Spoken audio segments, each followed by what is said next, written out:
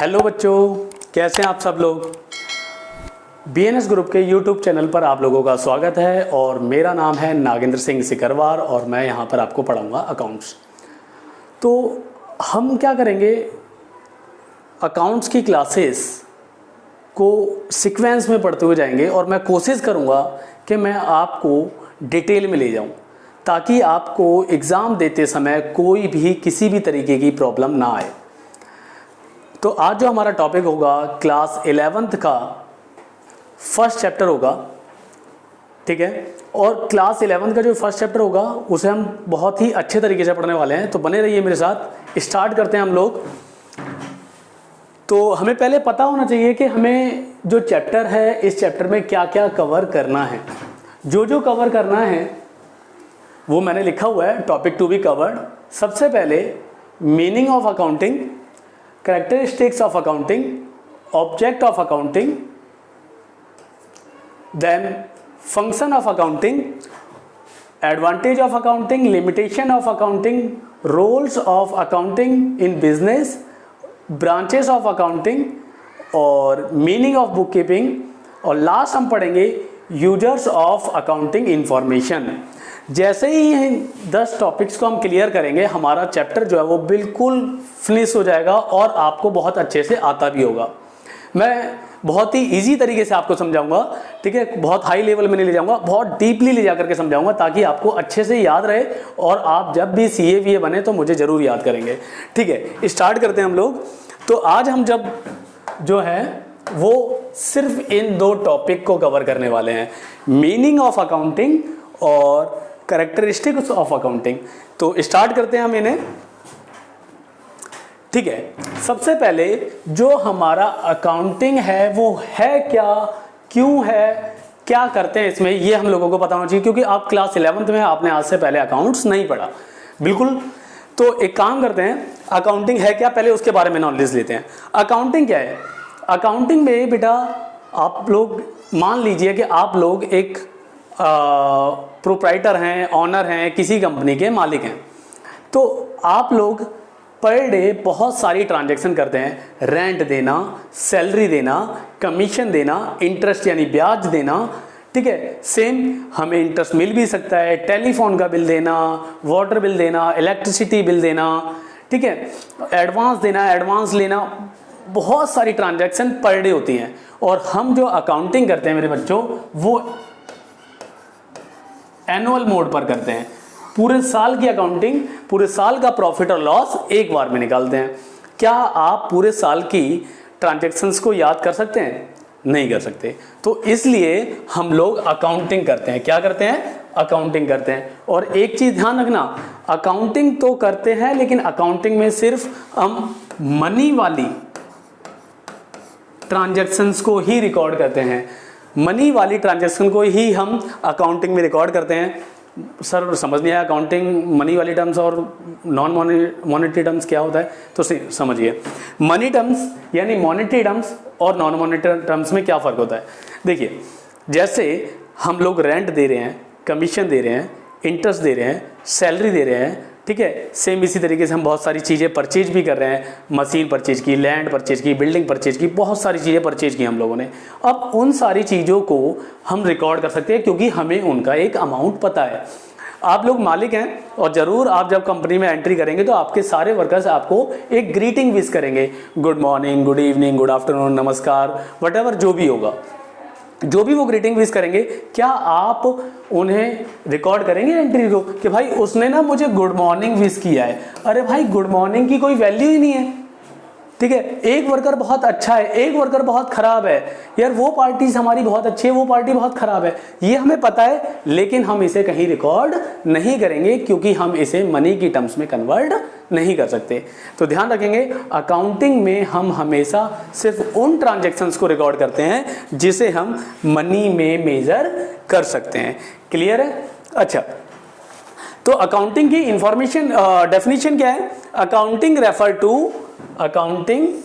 To recording, classifying and summarising. मतलब समझना, recording क्या होता है। देखिए बेटा, जब भी आपने मटेरियल परचेज किया या आपने वर्कर को सैलरी दी या आपने रेंट दिया, या आपने कमीशन लिया, टेलीफोन का बिल दिया, एडवर्टीजमेंट का बिल दिया, कोई भी एक खर्चा किया जिसके लिए आपने पैसे दिए, या फिर आपको कोई भी इनकम हुई, आपको पैसा मिला, तो आप उसे सबसे पहले बुक्स में लिखेंगे रेंट 50,000, सैलरी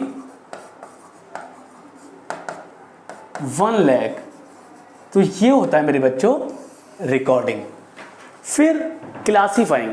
क्लासीफाइंग क्या होता है? क्लासीफाइंग का मतलब होता है हम सेम नेचर की चीज़ों को किसी एक प्लेस पर, किसी एक जगह पर प्लेस कर देते हैं। कैसे? जैसे मान लो मैं हर महीने रेंट देता हूँ, तो मैं रेंट की एक अकाउंट बनाऊंगा, रेंट का एक अकाउंट बना करके सारे रेंट वाली ट्रांजैक्शन को वहाँ अपलोड कर दूंगा। अच्छा, मैं क्या करूँगा? सैलरी देता हूँ, मैं सारे वर्कर्स की सैलरी को, अब सैलरी तो मेरे को मंथली देनी है, तो अब हर वर्कर को मैं मंथली सैलरी दूंगा, तो एक साल में कई बार सैलरी दे चुका हूँ, 12 बार सैलरी दे चुका हूँ। तो सैलरी का एक अलग अकाउंट, परचेज का एक अलग अकाउंट, सेल्स का एक अलग अकाउंट, ठीक है। तो वो हो जाएगा मेरा क्लासिफिकेशन, यानी क्लासीफाई कर दिया मैंने। पहले मैंने एंट्री की, फिर मैंने उन्हें क्लासीफाई किया, हर नेचर की चीज़ों को एक एक जगह पर प्लेस कर दिया। Then summarising. समराइजिंग क्या होता है? उन अकाउंट से बेटा मैं एक कोई निष्कर्ष निकालूंगा। जैसे मैंने क्या किया, रेंट दिया है, तो मैं पूरे साल में अगर मैं 50 हज़ार रेंट दूंगा तो 12 बार दूंगा, कितना होगा? 6 लाख रुपए। तो 6 लाख रुपए मैं कहीं रिकॉर्ड करके बैठा हूँगा, तो 6 लाख रुपए रिकॉर्ड जो करूँगा वो एक समराइज हो गया। मेरे को पूरे साल का नहीं दिखाना। मैं क्या करूँगा कि भाई मैंने 50 हज़ार रेंट दिया है, मैं अकाउंट्स में 6 लाख रुपए दिखाता रहूँगा कि भाई इस साल मैंने 6 लाख दिया, अगले साल हो सकता है 6 लाख रहे, उससे ज़्यादा हो जाए।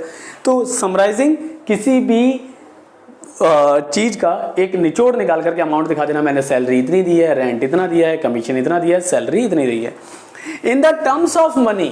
और वो किस में होना चाहिए? सिर्फ मनी की टर्म्स में। बेटा मैं क्या बात कर रहा हूं? मॉनेटरी टर्म्स को हम रिकॉर्ड करेंगे, नॉन मॉनेटरी टर्म्स को हम रिकॉर्ड नहीं करेंगे। क्लियर है ये?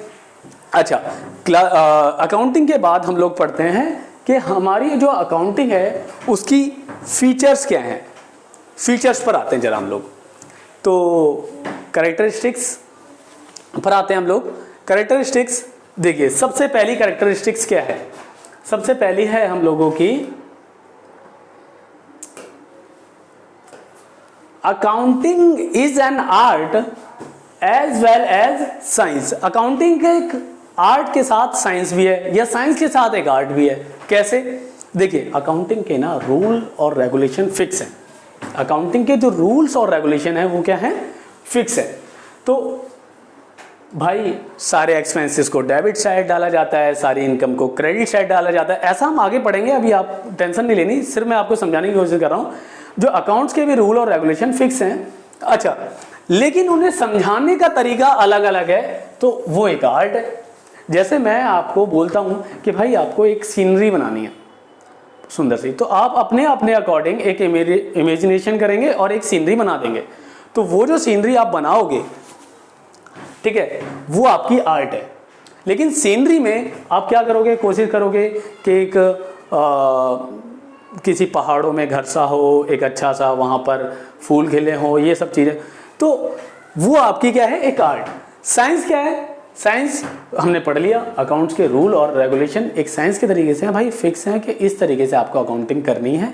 लेकिन हाँ, रिप्रेजेंटेशन करने का तरीका सबका अलग अलग हो सकता है। तो साइंस के साथ हमारी जो अकाउंटिंग है वो आर्ट भी है। क्लियर है? जैसे मैं आपको अकाउंट्स पढ़ा रहा हूँ, मेरा पढ़ाने का तरीका कुछ और है और बाकी जो टीचर्स हैं उनका पढ़ाने का कुछ तरीका और है, ठीक है। लेकिन पढ़ा तो एक ही चीज़ रहे हम लोग, तो पढ़ा तो एक ही चीज़ रहे, यानी साइंस ही है वो, लेकिन पढ़ाने का तरीका अलग है, साथ साथ वो क्या है? आर्ट्स है। अगर मेरे को अकाउंट बनाने के लिए बोला जाए तो हो सकता है मैं ट्रांजेक्शन्स को ऊपर और नीचे लिखूंगा। भाई मैं किसी रेंट पहले लिख दिया, सैलरी बाद में लिख ली। इसी तरीके से आप लोग भी करोगे तो वो आर्ट का काम करेगी, ठीक है। देन इसके बाद जो है सेकंड इंपॉर्टेंट कैरेक्टरिस्टिक्स है recording of financial transaction. Financial transaction क्या है? जैसे हमने बात की हम सिर्फ फाइनेंस वाले नेचर की ट्रांजैक्शंस को ही रिकॉर्ड करते हैं कि भाई हमने सैलरी दी, हमने कमीशन दिया, हमने इंटरेस्ट दिया, हमने सेल्स की, पैसा रिसीव किया, इतना रह गया, इतना आ गया है, हमने किसी को उधार माल बेचा, हमने किसी को नगद माल बेचा। ठीक है, ये सारी हम सिर्फ कौन सी फाइनेंशियल नेचर की ही ट्रांजैक्शंस को रिकॉर्ड करते हैं, नॉन फाइनेंशियल ट्रांजैक्शन को रिकॉर्ड नहीं करते। जैसा कि मैंने आप लोगों को बताया था कि आप लोग आते हैं और कंपनी के मालिक हैं, आपको मैं बता ही चुका हूँ पहले, कंपनी के मालिक हैं, और आपके आने पर आपके वर्कर आपको कुछ गुड मॉर्निंग विश कर रहे हैं, ग्रीटिंग, कोई भी ग्रीटिंग विश कर रहे हैं, तो वो हम रिकॉर्ड नहीं करते। अच्छा, अभी हम बात करते हैं recording in the terms of money. Recording in the terms of money मेरे बच्चों क्या है? इन द मनी टर्म्स एक एग्जांपल लेते हैं। जैसे आपका एक गोडाउन है, उस गोडाउन में आग लग जाती है, तो गोडाउन में आग लगने पर वहाँ पर हमारा 1 लाख रुपए का जो माल है वो आग लगने से खराब हो जाता है। आग लगने से कितने का माल खराब हुआ? 1 लाख का। तो आप इसे रिकॉर्ड कर सकते हैं। लेकिन अगर वही हम लोग देखें कि एक बराबर वाली कंपनी है, ठीक है, बराबर वाली कंपनी है और बराबर वाली कंपनी में आग लग जाती है। देखो, सिर्फ मैं समझा रहा हूँ, ऐसा होने नहीं देना, हम लोगों को मदद करनी है, तो हम इसी के लिए हम वहाँ निकल कर पहुँच जाते हैं। जब हम बराबर वाली कंपनी में पहुँचे, हमने देखा यार वहाँ आग लगी हुई है, सारे वर्कर्स को भी हमने बोला कि भाई चलो उसकी मदद करो।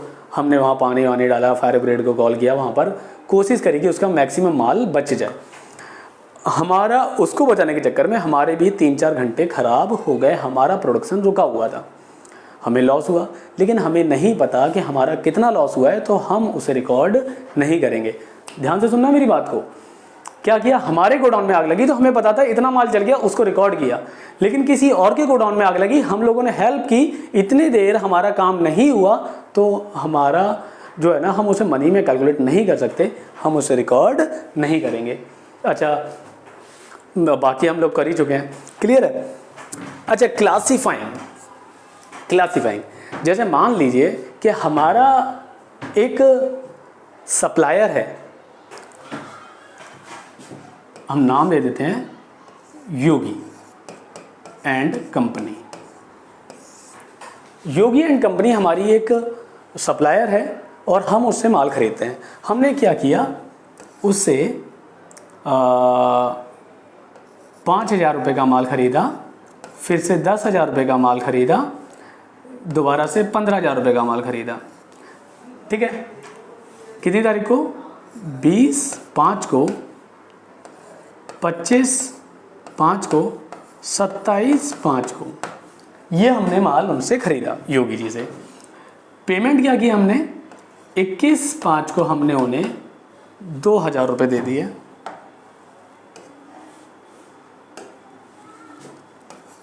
₹2,000। 27/5 को हमने उन्हें 8,000 रुपये दिए और 30/5 को हमने उन्हें 10,000 रुपये दे दिए। अब ये हो गया आपके क्लासिफिकेशन। हमने योगी एंड कंपनी की सारी ट्रांजैक्शंस को किसी एक जगह पर प्लेस कर दिया, क्योंकि योगी की एंट्री एक कहाँ पर होगी? 20 तारीख को। एक कहाँ पर होगी? 25 तारीख को। एक कहाँ पर होगी? 27 तारीख को। एक कहाँ पर होगी? 21 को। एक दोबारा 27 को। एक कहाँ होगी? 30 को। ये एंट्रीज रजिस्टर में अलग अलग डेट पर मेंशन हो रखी हैं। अब ऐसे थोड़ी देखेंगे, अच्छा योगेश योगी योगी योगी योगी योगी नहीं है योगी, अच्छा हाँ यहाँ योगी आ गया, ऐसा नहीं। तो हम क्या करते हैं, योगी का हमने एक अलग अकाउंट बना दिया, ठीक है। और दूसरा हम रेंट देते हैं, भैया रेंट का हमने एक अलग अकाउंट बना दिया, सैलरी का हमने अलग अकाउंट बना दिया। एक ले लेते हैं एग्जांपल हम सेल्स का। तो हम सेल्स करते हैं, मान लीजिए ए एंड बी कंपनी को। तो ए एंड बी कंपनी को जितनी भी सेल्स कर रहे हैं और जितना भी पैसा उनसे आ जा रहा है, हम एक अकाउंट बनाते हैं और वहां पर उसे रिकॉर्ड करते रहते हैं।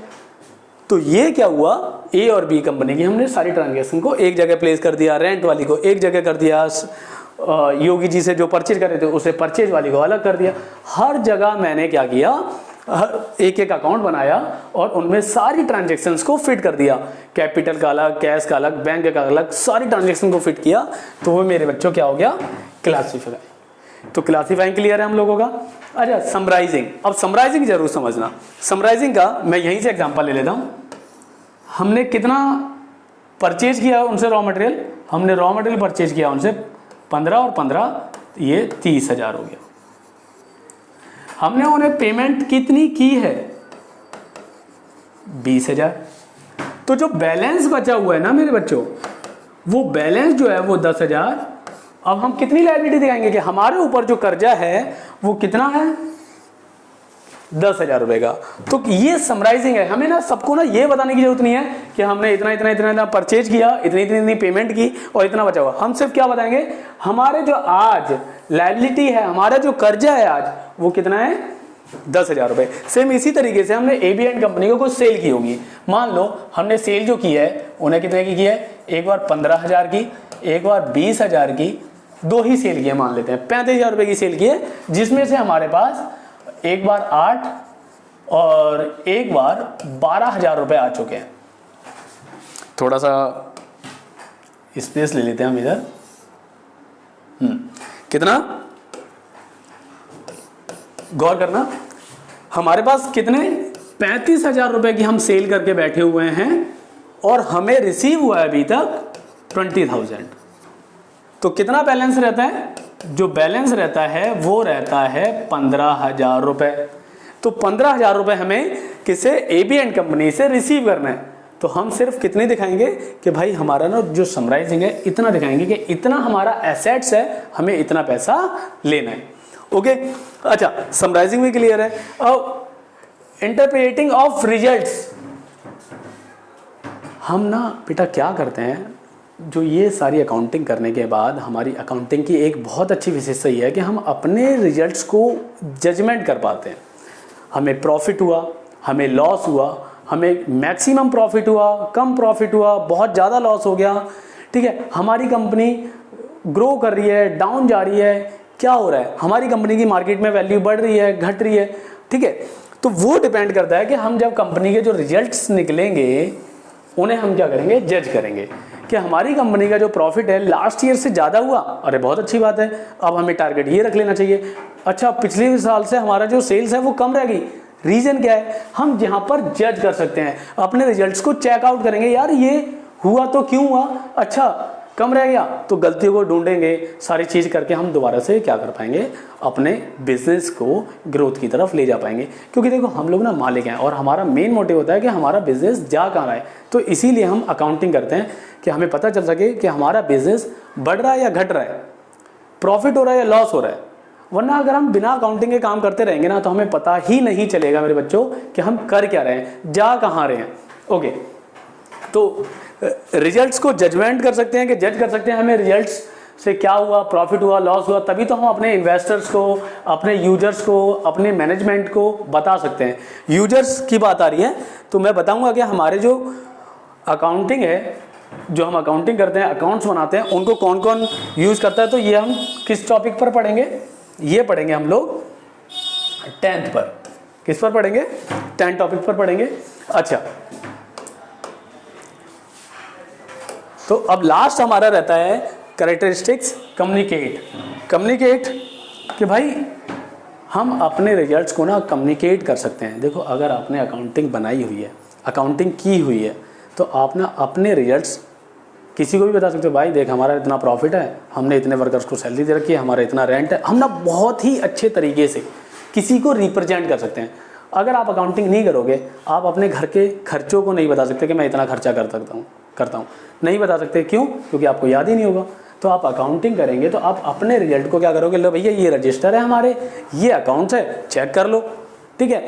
जब हमें टैक्स भरना होता है, कोई भी चीज़ करनी होती है, तभी तो गवर्नमेंट आती है और क्या करते हैं, वो ये रिजल्ट्स ही देख करके, जो हमने अकाउंटिंग की है उन्हें देख करके ही तो टैक्स लेती है।